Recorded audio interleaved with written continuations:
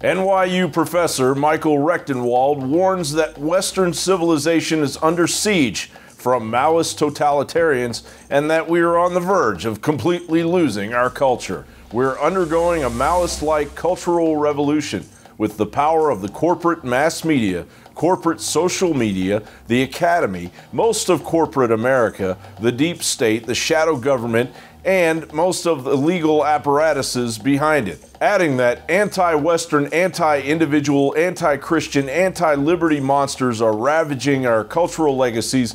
A big surprise for a little Halloween hero whose superpowers include the fearlessness to be yourself no matter what. Tonight in West Hollywood, 9-year-old CJ, as his mom calls him, is getting in costume for Halloween. His inspiration, Bob the Drag Queen, America's next drag superstar, the winner of this year's RuPaul's Drag Race. Leftist totalitarianism is running amok. We're on the precipice of completely losing our culture, the benefits of Western civilization, and the entire legacy of Western civilizational history.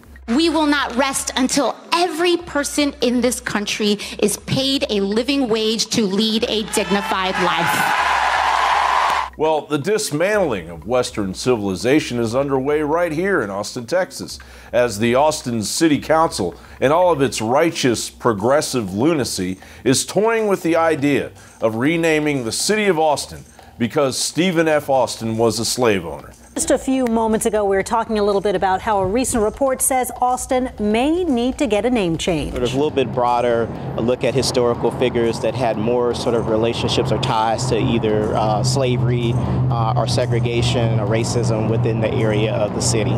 People like Stephen F. Austin. He was a slave owner and, and played a prominent role in sort of like helping Texas to preserve slavery during the war with Mexico. We're talking about a small group of people, a small group of dedicated people relative to the whole city, being able to, in one vote, improve the lives of hundreds of thousands of folks. So how can you help? I think being plugged in with a DSA is a key way to do it.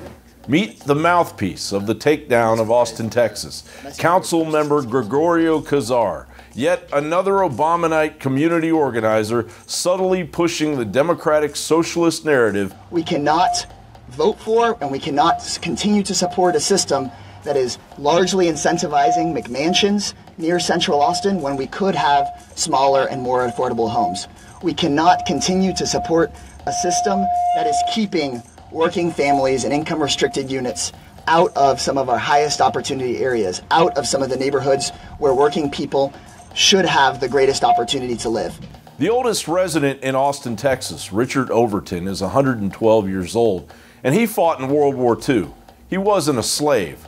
So do you think the world is better now or back then? Oh, the world's a whole lot better, but there's some things getting a little different. People are getting a little stronger, getting a little meaner.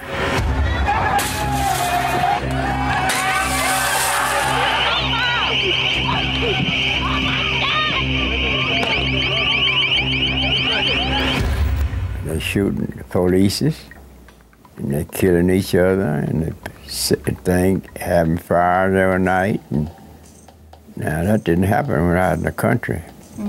That wasn't happening, but none of it happening. Well, what about during the civil rights era? Were you involved in that at all, and how was that here? Well, back in the old days, a lot of us couldn't meet with each other, but only way a lot of them got together is when war started.